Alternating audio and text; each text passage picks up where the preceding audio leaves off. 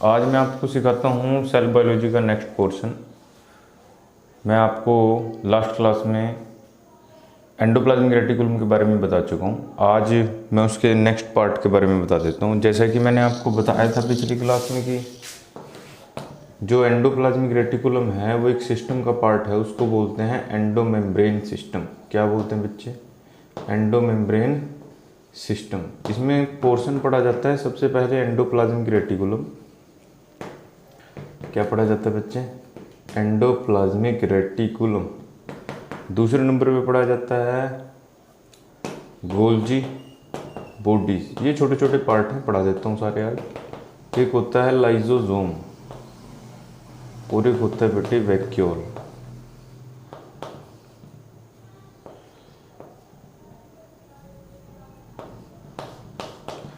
क्या बोलते हैं बेटे? वैक्यूल। तो मैं आपको पढ़ाता हूँ Golgi body.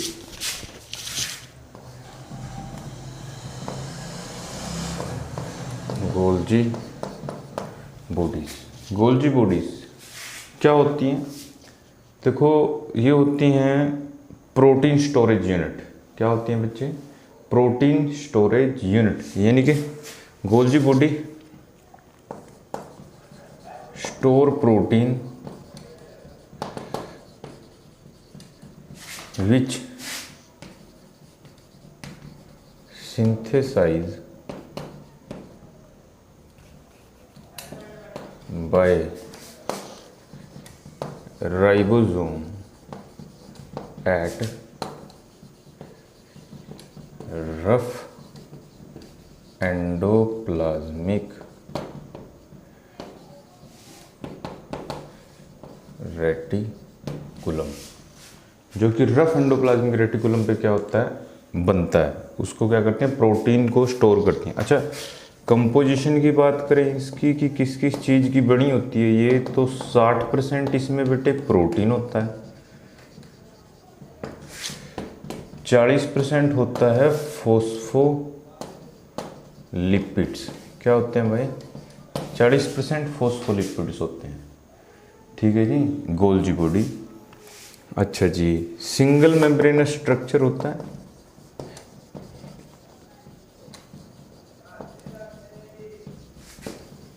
Single membrane structure. अभी तक जितना आपने पढ़ा था, एंडोप्लाज्मिक रेटिकुलम लगा लो या फिर आप माइटोकॉन्ड्रिया लगा लो या फिर आप प्लास्टिड लगा लो, वो सब क्या थे? डबल मेम्ब्रेनस थे। दो लेयर्स थी, एक अंदर वाली लेयर और एक बाहर वाली लेयर। इसमें ऐसा नहीं है, इसमें तो एक ही लेयर का बना है ये। अच्छा जी, अगर मैं इसके स्ट्रक्चर की बात करूं, फिर फंक्शन की बात करेंगे। स्ट्रक्चर ऑफ गोल्जी बॉडी बहुत इंपॉर्टेंट है, प्लीज़ ध्यान से देखें। इसका स्ट्रक्चर बनाया जाएगा ऐसे।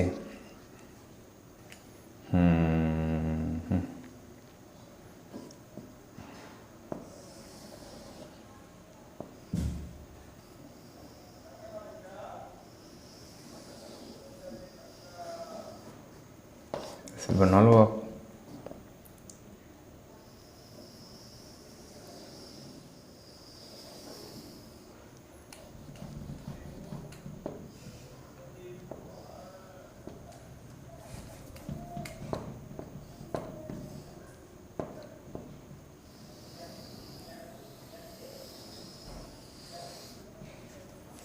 like that.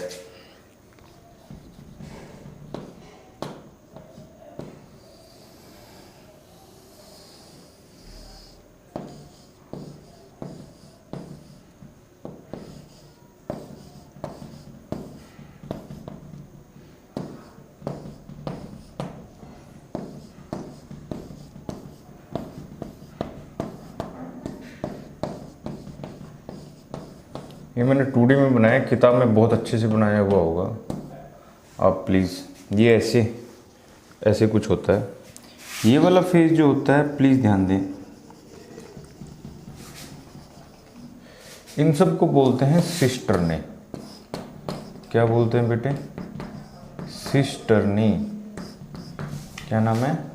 सिस्टर्नी। अगर सिस्टर्नी की तादाद देखें तो ये 4 से 6 जो होती हैं, 4 से 7 लगा लो आप, एनिमल सेल में होती हैं। एनिमल सेल में ये ऐसे मिलेंगे 4 से 6, 4 बनाइए देखो मैंने यहाँ पे, तो इतनी 4 से 6 मिलेंगे एनिमल सेल में, और 10 से 12 जो मिलती हैं वो प्लांट सेल में मिलती हैं। किस में मिलती हैं? प्लांट सेल में। अगर सिस्टर ने की डेफिनेशन पूछ ली जाए तो ये सैक लाइक स्ट्रक्चर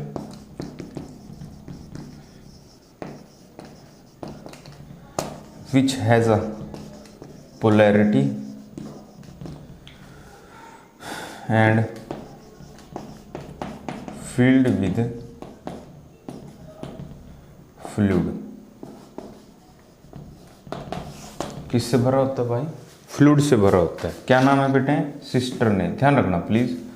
अच्छा जी, एक और बात बताता हूँ। अगर यहाँ पे देखो मैंने लिखा है पोलैरिटी, पोलैरिटी का मतलब है ये वाला जो फेज है इसको बोलते हैं कन्वेक्स फेज। कौन सा फेज है जी? कन्वेक्स फेज भी नाम होता है इसका, और इसका फेज होता है फॉर्मिंग फेज भी बोलते हैं इसको। क्या बोलते हैं बच्चे? Forming phase. ये वाला जो फेज है इसको बोलते हैं कनकेव फेज। कौन सा फेज है? Concave phase. और मैच्योर फेज भी बोलते हैं, या मैच्योर एंड भी बोलते हैं इसको। ठीक है, तो थोड़ा सा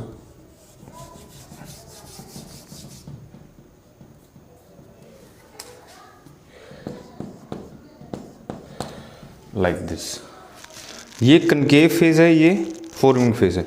अच्छा, जो फॉर्मिंग फेज है दैट मीन्स कि उसकी लेयर जो होती है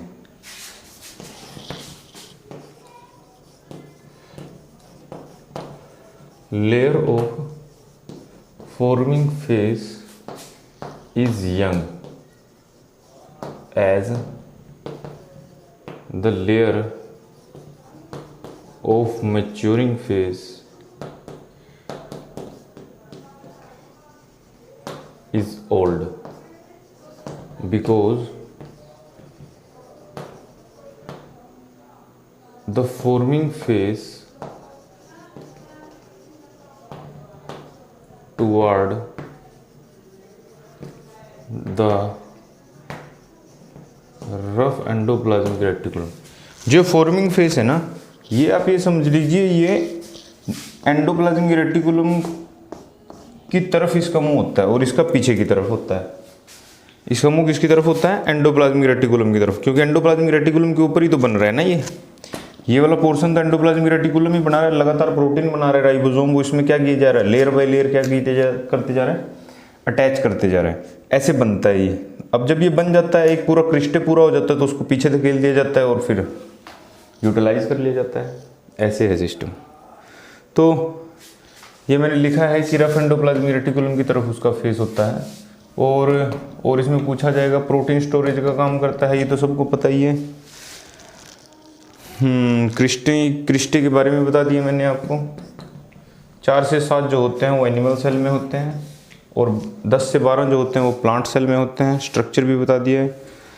ये फॉर्मिंग फेज है, इसका फेस किसकी तरफ होगा? ये किसकी तरफ होगा? न्यूक्लियस की तरफ इसका फेस होगा, ताकि मतलब एंडोप्लाज्मिक रेटिकुलम की तरफ, ताकि ये बनता रहे। और जहाँ जहाँ इसकी यूटिलाइजेशन होती है वहाँ वहाँ इसको यूज़ कर लिया जाता है। मतलब डोंट ट्रीटेड लाइक, इसका हाफ नहीं हो सकता है कभी। जैसे मतलब जैसे माइटोकॉन्ड्रिया है, माइटोकॉन्ड्रिया एक है, तो अगर मैं कहूँगा कि सेल डिवीजन से पहले आधा आधा माइटोकॉन्ड्रिया दोनों तरफ चला गया है, वो बात नहीं बनेगी, क्योंकि वो अगर पूरा है तभी वो फंक्शनल है। आधा है तो उसका आधे का कोई मतलब नहीं होता है। अच्छा, रही बात गोल्गी बॉडी। गोल्गी बॉडी में क्या है? मान लो इसमें प्रोटीन है, ये लेयर बाय लेयर प्रोटीन है ये। और प्रोटीन आपको पता है सेल के अंदर बहुत जगह यूज़ किया जाता है, जैसे कि सेल वॉल बनाने में, सेल मेम्ब्रेन बनाने में यूज़ किया जाता है। मान लो कहीं से सेल मेम्ब्रेन टूट गई है, थोड़ी सी कहीं से भी टूट गई है सेल मेम्ब्रेन, उसको बनाने के लिए प्रोटीन चाहिए, तो गोल्गी बॉडी से डिमांड की जाएगी कि भाई प्रोटीन लेके आओ।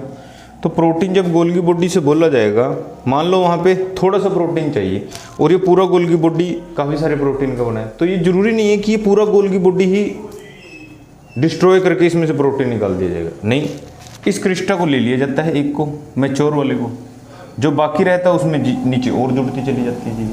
मतलब यार ये समझो आप कि जैसे आपके घर में अनाज की टंकी होती है ना, जो मतलब आप पूरे साल के लिए रख लेते हो, वैसे गोल्गी बॉडी का फंक्शन है। गोल्गी बॉडी का स्टोर, आपके अनाज की टंकी में अनाज स्टोर होता है, मतलब जब आपको ज़रूरत होती है और जितना आपको ज़रूरत होती है उतना आप उसमें से निकाल लेते हो, बाकी रखा ही है। नहीं, मेरी बात समझ रहे हो? कहीं बीच में अनाज आ गया तो ऑटोमेटिकली ऊपर वाला ढक्कन खोल के उसमें डाल देते हैं, जब ज़रूरत होती है नीचे से निकाल लेते हैं। बिल्कुल ऐसे इसके साथ है।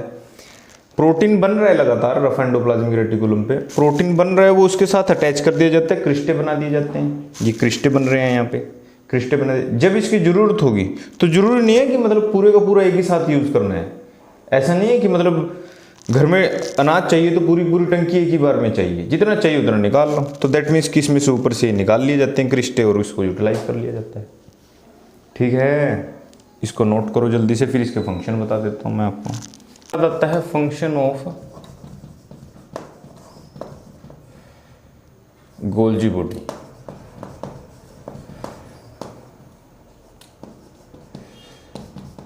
सबसे पहला फंक्शन तो आपको बता ही दिया है, helps in packaging of protein for export. Export करने के लिए प्रोटीन को क्या करता है, बनाता है। और दूसरा फंक्शन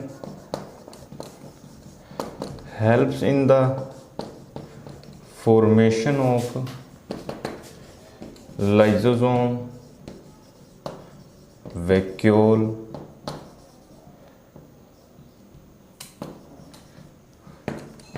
एंड लाइसोसोम को, वैक्यूल को और प्लाज्मा मेम्ब्रेन फॉर्मेशन में भी हेल्प करता है।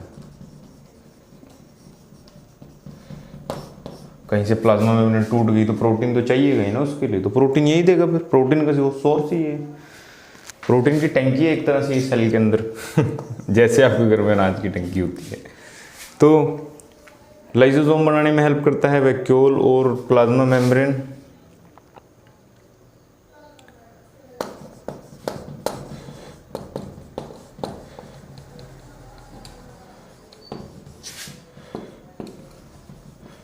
रूट हेयर्स बनाने में काम करता है इन प्लांट, प्लांट में रूट हेयर्स बनाने का काम करता है।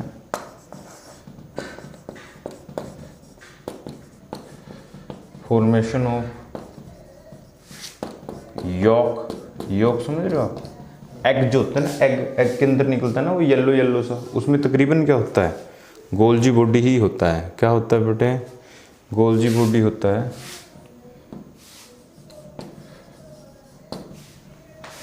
पांचवा क्वेश्चन, जैसे मैंने बोला था इसके अंदर फ्लूइड भी होता है। Secretion of Golgi body helps in the secretion of tear, मतलब मिक्सअप हो गया टीयर्स, जो आंसू होते हैं, स्वेट एंड अदर हॉर्मोन्स।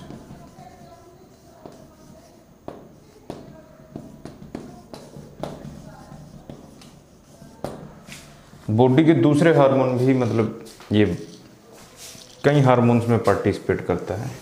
ये सब फंक्शन हैं गोल्जी बॉडी के, प्लीज़ आप ध्यान से लिखें। इसके बाद मेरे मालिक आता है लाइसोसोम। ये छोटा सा ही टॉपिक है, कोई इतना बड़ी बात नहीं है। लाइसोसोम, लाइसोसोम क्या होता है? Lysosome is famous for suicidal bag. किसके लिए होता है भाई?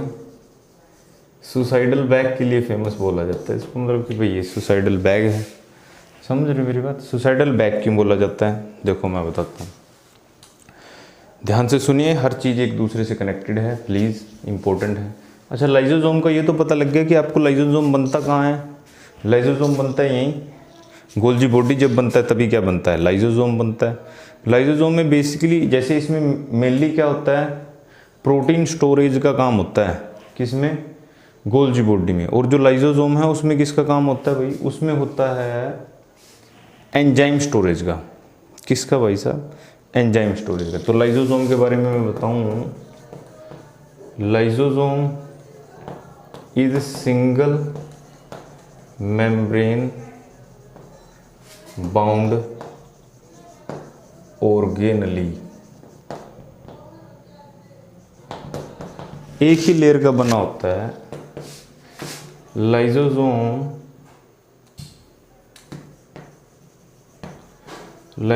Store 50 types of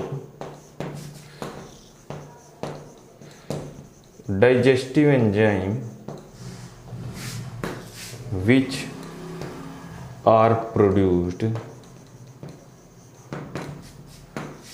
by smooth endoplasmic reticulum and packed by Golgi bodies. पीछे से कनेक्ट किया है सारी चीज़ों को कि जो एंजाइम स्मूथ एंडोप्लाज्मिक रेटिकुलम ने बनाए थे और एंडोप्लाज्मिक और गोल्जी बॉडी ने उनको पैक किया था, तो वो पैक करके एक अलग ऑर्गेनिज्म के अंदर रख दिया, मतलब एक अलग अलग ऑर्गेनली हमने उसको बोल दिया, उसको बोलते हैं लाइसोसोम। क्या बोलते हैं बेटे? लाइसोसोम। खुशी की बात यह है, these all enzyme are acidic hydrolytic. Acidic hydrolytic कह लो आप, या फिर और कह लो इनएक्टिव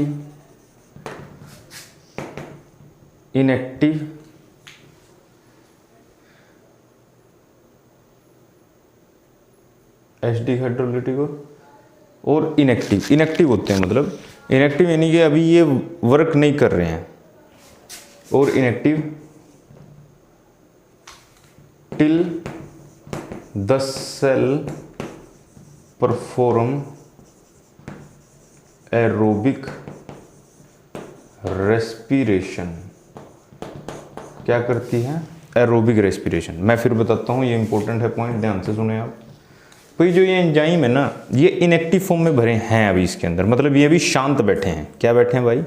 शांत बैठे हैं। ये शांत बैठे हैं, इसको केमिकल टर्म में बोल देते हैं एसिडिक हाइड्रोलिटिक होते हैं। क्या होते हैं भाई? एसिडिक हाइड्रोलिटिक होते हैं, इनएक्टिव होते हैं। और ये तब तक ही इनएक्टिव होते हैं जब तक सेल खुशहाल तरीके से एरोबिक रेस्पिरेशन करती है। एरोबिक रेस्पिरेशन का मतलब है कि जब तक सेल को प्रॉपर अमाउंट में ऑक्सीजन मिलती रहती है। तो एक रेस्पिरेशन पढ़ाया जाएगा आपको आगे, तो उस वक्त तक सेल एरोबिक रेस्पिरेशन करती रहती है। तो दैट मीन्स कि इतनी एनर्जी बनती रहती है, इतने H पॉजिटिव आयन बनते रहते हैं कि इन एंजाइम्स को क्या रखा जा सके? इनएक्टिव रखा जा सके। पर जब हम रनिंग वगैरह करते हैं, एक्सरसाइज वगैरह करते हैं, तो आपको पता है हमें सांस चढ़ता है। सांस क्यों चढ़ता है? क्योंकि बॉडी की हर सेल को ऑक्सीजन की रिक्वायरमेंट ज़्यादा होती है। बॉडी की हर सेल को ऑक्सीजन की रिक्वायरमेंट ज़्यादा होती है, पर हर सेल तक ऑक्सीजन प्रॉपर तरीके से नहीं पहुंच पाती है। भाई जो फंक्शन जरूरी हैं उनको पहले किया जाएगा ना, समझ रहे हो मेरी बात? तो जो एक्स्ट्रा फैट आपकी बॉडी के साथ जुड़ा है, जो एक्स्ट्रा सेल्स आपकी बॉडी के साथ जुड़े हैं, वहाँ पे एरोबिक रेस्पिरेशन होना बंद हो जाता है, क्योंकि वहाँ तक ऑक्सीजन की सप्लाई पूरी पहुँचती नहीं है। फिर ये जब एरोबिक रेस्पिरेशन होना बंद हो जाता है, फिर असली हाहाकार मचता है सेल के अंदर। तो भाई साहब जब ये होना बंद हो जाता है, तो ये जो डाइजेस्टिव एंजाइम है, ये इनएक्टिव फॉर्म से किस फॉर्म में आ जाते हैं? एक्टिव फॉर्म में आ जाते हैं। और जब एक्टिव फॉर्म में आ जाते हैं, तो when cell perform an aerobic respiration, the digestive enzyme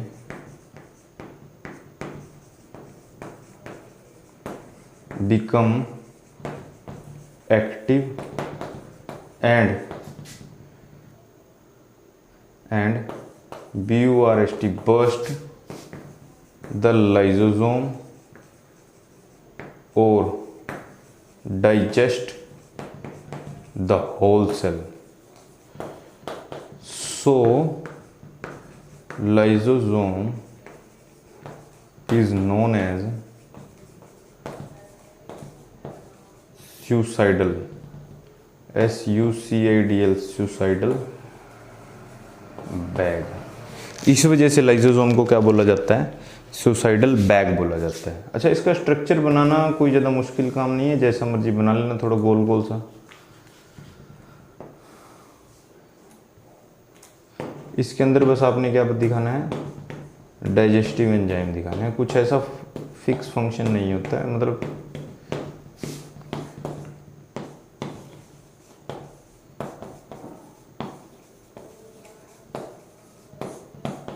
digestive enzyme. ये लाइसोसोम की कहानी है। मैं फिर बोलता हूँ, एक बार फिर बता देता हूँ। आपने देखा होगा कि एक आदमी बहुत फैटी था, फैटी इन द सेंस उसमें 100 किलो वजन था, पर अचानक से महीना 2 महीना उसने क्या किया, रनिंग की। रनिंग करने के बाद यानी कि एक्सरसाइज की, जिम वगैरह किया, उसका वजन 60 kg हो गया और उसकी बॉडी भी पूरी परफेक्ट हो गई, शेप हो गई अच्छी तरीके से। तो होता कैसे है ये, मतलब अब जो अंदर सेल थी वो गई कहाँ? और अगर ऐसा तो है नहीं कि वो साला पसीने के थ्रू निकल गई बाहर, कि पसीना बन गया और उनका बाहर निकल गई। तो ऑटोमेटिकली जब एक्सरसाइज करते हैं आप, तो बोला जाता है कि पेट अच्छे से साफ होने लग जाता है, यानी कि पेट अच्छे से साफ होने लग जाता है। तो होता क्या है, वो पूरा प्रोसीजर होता है ये लाइसोसोम। लाइसोसोम होता है हमारी जो एक्स्ट्रा सेल जुड़ी होती हैं, जिसकी वजह से हम मोटे हो जाते हैं। तो उन सेल तक सफिशिएंट, जब हम एक्सरसाइज करते हैं तो उन सेल तक सफिशिएंट अमाउंट में ऑक्सीजन पहुंचती नहीं है। जब सफिशिएंट अमाउंट में ऑक्सीजन नहीं पहुंचती तो वो ये वाला रेस्पिरेशन छोड़ के ये वाला रेस्पिरेशन करने लग जाते हैं। रेस्पिरेशन का मतलब है जिससे एनर्जी मिलती है, वो आगे पढ़ाया जाएगा। एनारोबिक रेस्पिरेशन वाले फेज में चली जाती हैं वो। जब वो एनारोबिक रेस्पिरेशन वाले फेज में चली जाती हैं तो लाइसोसोम क्या हो जाता है, एक्टिव हो जाता है। मतलब उसके अंदर के जो एंजाइम है वो एक्टिव हो जाते हैं, और जब वो एक्टिव हो जाते हैं तो लाइसोसोम बर्स्ट हो जाता है, पूरी सेल को डाइजेस्ट कर देता है। डाइजेस्ट कर देता है तो दैट मीन्स कि एलिमेंट्री कैनाल में भेज दिया जाता है उसको, फिर उस डाइजेस्टेड सेल को, और वो फीकल मैटर के साथ बाहर आ जाती है और आदमी की शेप प्रॉपर हो जाती है। और आपको ये फील भी नहीं होता कि इतना मास था, जो इतना मतलब इतना जो हमारा वजन था वो गया कहाँ, हवा में नहीं उड़ा है, वो बाहर आ गया है। समझ रहे हो मेरी बात? यानी ये लाइसोसोम है, ये गोल्जी बॉडी मैंने आपको पढ़ाया। सभी बच्चे अच्छे से नोट्स बनाएं, और अगर वीडियो अच्छी लगी हो तो लाइक और शेयर ज़रूर करें। Thank you so much.